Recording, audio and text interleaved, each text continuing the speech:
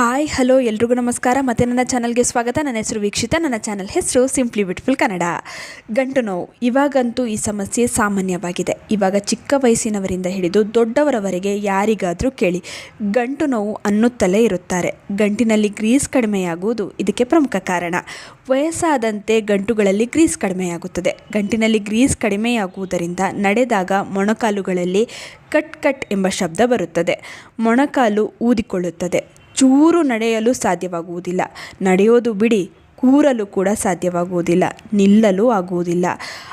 ಇನ್ನು ಈ ಸಮಸ್ಯೆಯ ಆರಾಮಕ್ಕೆ ಕಾಸ್ಟ್ಲಿ ಎಣ್ಣೆಯಿಂದ ಮಸಾಜನ್ನು ಮಾಡ್ತಾರೆ ಹಾಗೂ ಕಾಸ್ಟ್ಲಿ ಮೆಡಿಸಿನ್ಗಳನ್ನು ತಗೋತಾರೆ. ಆದರೂ ಆರಾಮ ದೊರೆಯುವುದಿಲ್ಲ. ಇಷ್ಟೆಲ್ಲ ನೀವು ಟ್ರೈ ಮಾಡಿದರೆ ಒಮ್ಮೆ ನಾನು ಹೇಳುವ ಮನೆಮದ್ದನ್ನು ಟ್ರೈ ಮಾಡಿ ನೋಡಿ. ನಿಮಗೆ ಖಂಡಿತ ನೋವಿನಿಂದ ಆರಾಮ ದೊರೆಯುತ್ತದೆ. ಇದರಿಂದ ಮೊಣಕಾಲಿಗೆ ಶಕ್ತಿ ದೊರೆಯುತ್ತದೆ. ಗಂಟುಗಳಲ್ಲಿ ನೋವು ಕಡಿಮೆಯಾಗುತ್ತದೆ. ಮೊದಲಿಗೆ ಗಂಟುಗಳಲ್ಲಿ ಅಂದರೆ ಕೀಲುಗಳಲ್ಲಿ ಗ್ರೀಸ್ ಕಡಿಮೆಯಾಗಲು ಮುಖ್ಯ ಕಾರಣಗಳೇನು, ನಾವು ಮಾಡುವ ತಪ್ಪುಗಳೇನು ತಿಳಿಯೋಣ. ತಪ್ಪಾದ ಆಹಾರ ಪದ್ಧತಿ.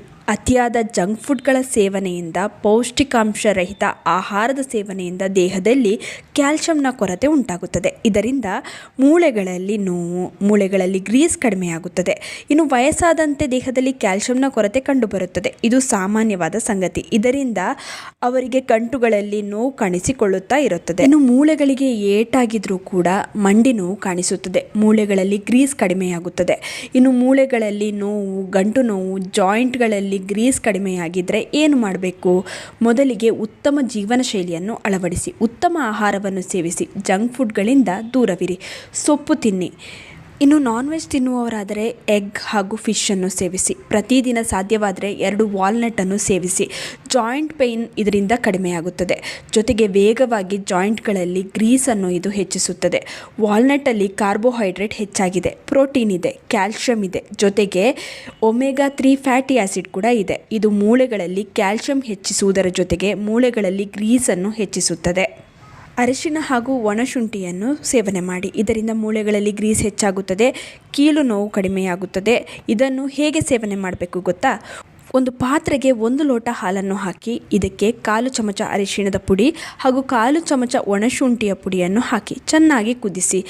ಎರಡನ್ನು ಸೇರಿಸಿ ಹಾಲನ್ನು ಕುದಿಸಿ ಗ್ಯಾಸ್ ಆಫ್ ಮಾಡಿ. ಉಗುರು ಬೆಚ್ಚಗಾದ ಮೇಲೆ ಇದಕ್ಕೆ ಸ್ವಲ್ಪ ಬೆಲ್ಲವನ್ನು ಸೇರಿಸ್ಕೊಳ್ಬಹುದು. ಇನ್ನು ಡಯಾಬಿಟಿಸ್ ಇರೋರು ಬೆಲ್ಲವನ್ನು ಸ್ಕಿಪ್ ಮಾಡಿ. ರಾತ್ರಿ ಮಲಗುವ ಮೊದಲು ಕುಡಿಯಿರಿ. ಹಾಲಿನಲ್ಲಿ ಕ್ಯಾಲ್ಶಿಯಂ ಇದೆ. ಒಣಶುಂಠಿ ಮತ್ತು ಅರಿಶಿಣ ನೋವನ್ನು ನಿವಾರಿಸುವುದರ ಜೊತೆಗೆ ಗಂಟುಗಳಲ್ಲಿ ಗ್ರೀಸನ್ನು ಹೆಚ್ಚಿಸುತ್ತದೆ. ಇನ್ನು ಅರಿಶಿಣದಲ್ಲಿ ಕ್ಯಾಲ್ಶಿಯಂ ಇದೆ, ಹಾಗೆ ಇದರಲ್ಲಿ ಪವರ್ಫುಲ್ ಆ್ಯಂಟಿ ಇನ್ಫ್ಲಮೇಟರಿ ಪ್ರಾಪರ್ಟಿ ಕೂಡ ಇದೆ. ಇದು ಜಾಯಿಂಟ್ ಹಾಗೂ ಗಂಟು ನೋವನ್ನು ಇದು ಕಡಿಮೆ ಮಾಡುತ್ತದೆ. ಇನ್ನು ಜಾಯಿಂಟ್ನಲ್ಲಿ ನ್ಯಾಚುರಲ್ ಗ್ರೀಸನ್ನು ಇದು ಹೆಚ್ಚಿಸುತ್ತದೆ. ಒಣಶುಂಠಿಯಲ್ಲಿ ಆ್ಯಂಟಿ ಇನ್ಫ್ಲಮೇಟರಿ ಪ್ರಾಪರ್ಟಿ ಇದೆ. ಇದು ನೋವನ್ನು ಕಡಿಮೆ ಮಾಡುತ್ತದೆ, ಬ್ಲಡ್ ಸರ್ಕ್ಯುಲೇಷನನ್ನು ಸರಿಪಡಿಸುತ್ತದೆ. ಹಾಲಲ್ಲಿ ನಿಮಗೆಲ್ಲ ಗೊತ್ತೇ ಇದೆ, ಕ್ಯಾಲ್ಶಿಯಂ ಇದೆ. ಇದು ಮೂಳೆಗಳಿಗೆ ಶಕ್ತಿಯನ್ನು ಒದಗಿಸುತ್ತದೆ, ಜಾಯಿಂಟ್ನ ಲೂಬ್ರಿಕೇಷನನ್ನು ಹೆಚ್ಚಿಸುತ್ತದೆ. ಇನ್ನು ಹಾಲಿಗೆ ಅರಿಶಿಣ ಮತ್ತು ಒಣಶುಂಠಿ ಪುಡಿಯನ್ನು ಸೇರಿಸಿ ಕುಡಿಯುವುದರಿಂದ ಸಂಧಿಗಳಲ್ಲಿ ಗ್ರೀಸ್ ಹೆಚ್ಚಿಸುತ್ತದೆ. ಉರಿಯೂತವನ್ನು ಕಡಿಮೆ ಮಾಡುವ ಮೂಲಕ ಸಂಧಿಗಳ ನಡುವಿನ ಘರ್ಷಣೆ ಕಡಿಮೆಯಾಗುತ್ತದೆ.